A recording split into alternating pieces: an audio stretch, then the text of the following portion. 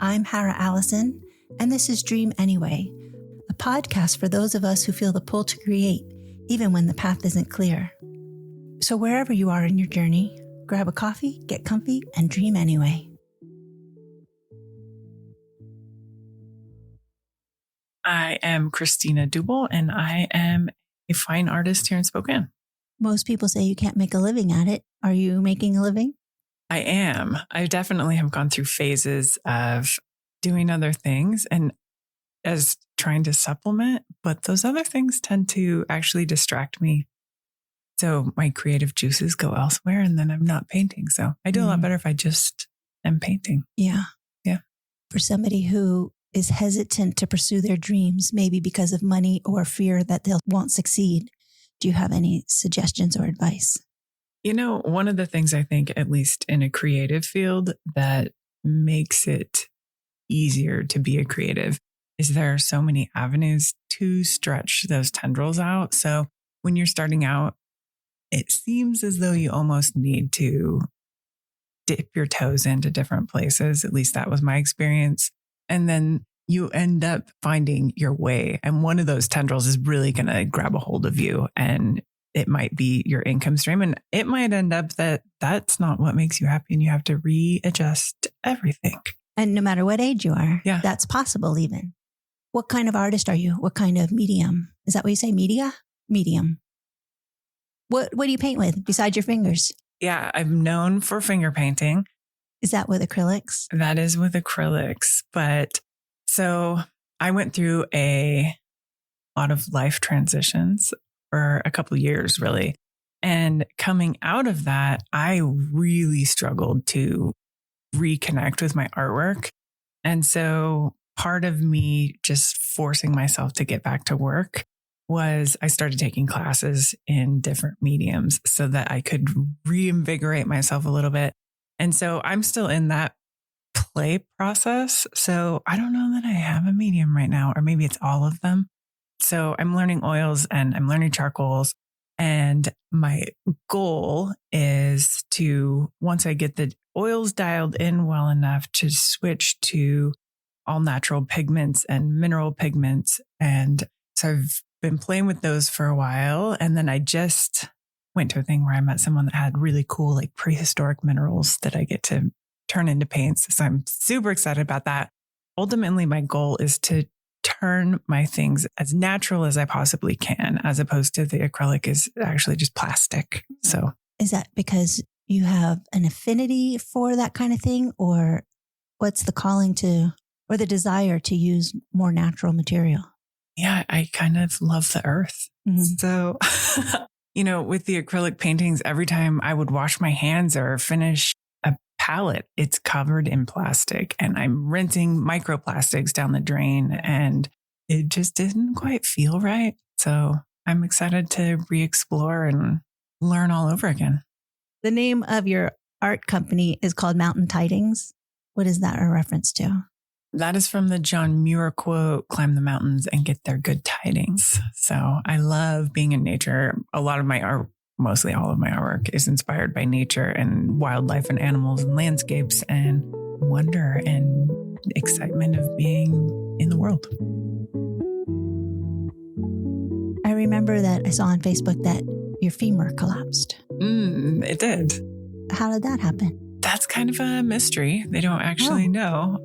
I love hiking and mountain biking and snowboarding and all the things. And I was just increasingly a little more limpy until one of my friends was, and I'm not prone to go to the doctor. And I apparently have no concept of pain in my body. I'm not very good at that. So one of my friends was like, you have to go to the doctor. Like something's wrong with you. And so I went to the doctor and they were like, oh, maybe, I don't know. You're still moving around fine, but if you really want, we'll get you an MRI. And so they did. And the doctor came back out from that MRI and was like, you need surgery like now. Oh my gosh. So I was like, what? It was really hard not to cry in his office because I thought they were just going to be like, all you need to do is this stretch and then you're going to be fine. Like, no, you're broken. Take an ibuprofen and call me in the morning. Right? Yeah, no, that sucked. Did you cry in the office? I fought crying it with my voice got all shaky and yeah. Do you hate crying? Oh, I hate crying. I used to hate crying. I mean, I still hate crying, but I'm getting better at it. I think I'm getting better at it. It's a little bit of a superpower for those who are willing to just let it go. I think that's really amazing, actually. Yeah. I remember when my dad was dying, I was holding it back, couldn't even talk about it. And my counselor was like, why are you holding it back? And I was like, well, that is a fine question. Yeah. I honestly thought if I started crying, I'd never stop and I would be crying for the rest of my life. I mean, that happens too, though, because sometimes once you break it open, then you're like, the seal's released. I think it lets go. I think we're scared for no reason because you can only cry for so long. And then there's just this weird sense of relief. Yeah. It is scary. And I'm one of those people, so I totally get it. What kind of sacrifices have you had to make to pursue the dream of making art for a living? Maybe none. That is a tough question. Yeah, I can't even look at it that way. At least at this point that I'm currently in, I have so much joy and so much passion and like it lights me up. So even if I am not making as much or even if I'm whatever, like who cares? So I'm struggling to give a bad thing.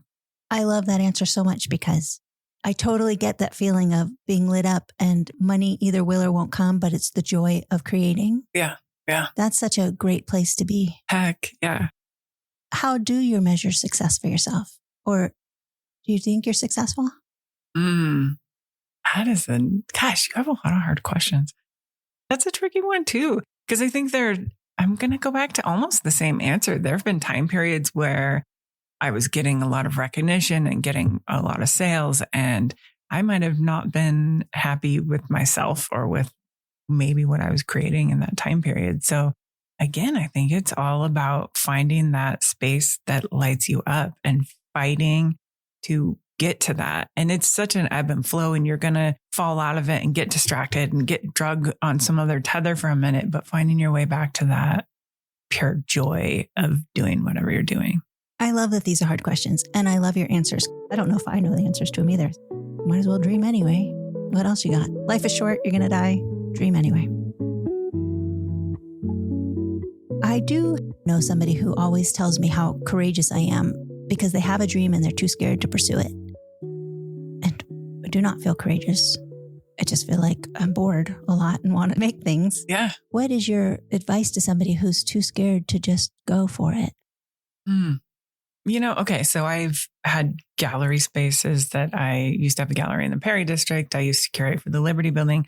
So I have in the creative realm encountered a lot of people that are very timid about even stepping foot into that world. Mm-hmm. So they maybe make really amazing things and the only people that sees it is like their mom. And my encouragement to those people is the moment that you actually do it and you show your stuff to the world, I have watched it from the other side of that, of people absolutely glowing of light, being lit up of how much that meant to them. It is life-changing, absolutely life-changing. So yeah, it's scary and intimidating and do it. What you're saying though is you're gifting somebody by doing it. The world.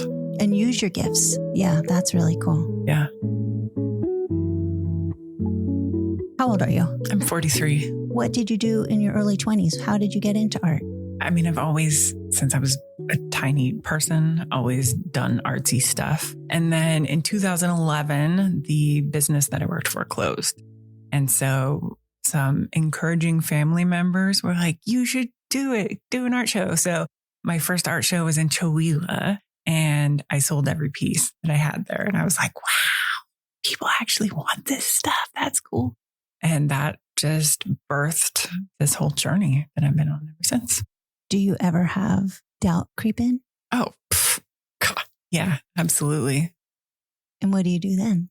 It goes through phases, right? So I'm going to say I'm like maturing into my current answer, which is really difficult for me. And that is to get more organized. And I feel like I'm very good at getting into creative brain and I'm pretty good at like the business side. I can get really excited about ideas and get things flowing. But the combination of those two things gets a little squirrely. And so organizing myself and making lists and having goals and focusing and having something, for me, I need to know what I'm chasing. And if I'm not fighting something, then I'm off in the clouds. Yeah. Yeah. I'm not a list maker. I'm becoming a list maker, I think. And like, I get this weird joy off of like making the X. That's what everybody mark. says. Yeah. I wish I was less who I am and more that person, because I'm sure it would be helpful. Right? It's hard. And, you know, if you ask me that in a month, I might have a different answer. I might be like, screw lists. Those are in the fire. It doesn't seem like you've struggled too much in the knowing that you're an artist. And so that's really great. And so it makes most of my questions null. I like that you know who you are and are confident in your art and in yourself as an artist. Yeah. Okay. So maybe I can redirect a little bit. I think that the bigger moments for me are, not sound like a crazy person, but I think mental health. So if I'm depressed or if I'm upset or if I'm sad, I can't create. And so the time period of my femur collapsing, that is to be a creative and to not have the bandwidth or energy to create is soul sucking. Mm-hmm. So that is where I've struggled. So it's never a struggle of, am I an artist? Is that my identity or whatever? It absolutely is. But when my soul hurts, I am stuck. It is like molasses, mud. I cannot hardly drag myself out of it. So that's been more my struggle point regarding creativity. And so then at some point, do you just kind of arise from it?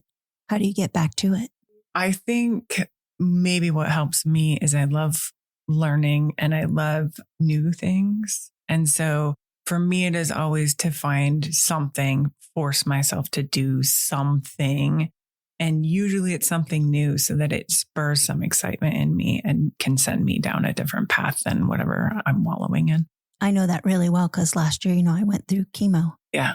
And it had me on the couch. And that's how this studio came about, because I was telling my husband, I adore you. I'm very happy and I love my children and my family. And I just have nothing to live for. Nothing against you, but I needed art. I needed to create. I needed something to get me off the couch. Yeah. And so I really, really relate to that. And I think the only thing to get you off the couch is to get off the couch. Yeah. That sucks. I hate that answer, don't you? Yeah. Yeah. I mean, it's empowering in a way, but it is hard to take the step to get off the couch. But then once you get off the couch, you have more energy to keep going. Thomas Edison, he says, opportunity is missed by most people because it's dressed in overalls and looks like work. So I like that because, you'd think you got to be struck by a creative inspiration, but that's not it at all. You got to do it and then it comes. In my old studio, I had an Edison quote on my wall. He's got good quotes. That was, it's something like the closer you get to achieving your goal, the harder it is. And that's the moment when people give up. So people give up before they get there. And that sucks. The quote that you just said, I was just listening to something yesterday. I think it was it today? I don't know. Time's a blur. It was the same. I wrote that almost verbatim in my book this morning. Something about not the overalls, but it was that an opportunity or an idea doesn't come to you unless the options for it are already existing and you just have to go chase them. Like they're already there. So the idea wouldn't come to you. You didn't have the resources to chase it. And I loved that. There's a book that I was recently, this is a whole wormhole. I'm going to try to shrink a little bit here, but it was about how ideas they're not yours either. And they're these entities. And so if you squander it, it will go visit someone else. And so that is really interesting to me that it can be passed around. Like it's a being, this idea. And so as I was reading this, I was having this whole moment and had this vision of this painting that I had to paint and painted it. And if you see it, it looks nothing like anything I ever paint. And I was like, oh, this is kind of weird. And as soon as I posted it, somebody commented and I wrote a poem to it. I don't write poems. I'm like, what is all this? I don't know what any of this is. And this woman messaged me in tears that it was the exact thing that she had been searching for. And she'd been looking for it for years. And it was her idea. I just made it come into the world. And I was like, wow. That's really cool. Really weird. I love that. And so you don't own it. The idea is just like it's gifted to you. And you can either take hold or not. Yeah. I'm much more mature about it, about the art part, which I think I struggle with myself. I don't know. I'm curious if you do, about making art for myself instead of needing people to like it. How do you feel about that? I do think that at least in my current evolution as an artist, I'm just playing. Yeah. And so like, I can't screw up. And if you like it, you can take it. And if you don't, then that's fine, whatever. When I was only finger painting, then I have my voice and I have my thing. And this is what people expect from me. And so you do get a little more stuck in that. Mm-hmm. And I would hope that as I'm transition into figuring out even what I'm doing, that I continue playing and letting it all be where it wants to be, because I think that makes me so much better artist, but also just probably more pleasurable to be around. I'm always playing and learning and approaching it that way, even for paid photo shoots, takes all the stress out of it. That's evident in your whole everything about you. Oh, that's cool. Yeah. I mean, even this space, it's very much a little bit weird. It's a little bit weird. You're not normal. Oh, really? In a good way. Yeah. I like it. Oh, what do you think that's not normal? I only know me. I think that, let's take even a photographer. They're rigid oftentimes, and there's rules, and there's, you have to have things in this formatting, and you have to have this, and everything's all timely.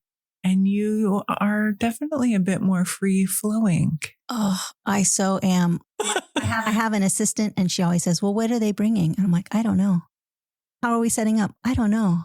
I'm just going to wait to see when they get here. Yeah. Most people do not like that, but I do really like let's see what happens. Yeah, I think it's good. I don't think my husband likes that about me, but mine would agree. Yeah. I think he has a hard time with that. He's a list maker. Yeah. Glad there's people like him and people like me that make the world go round.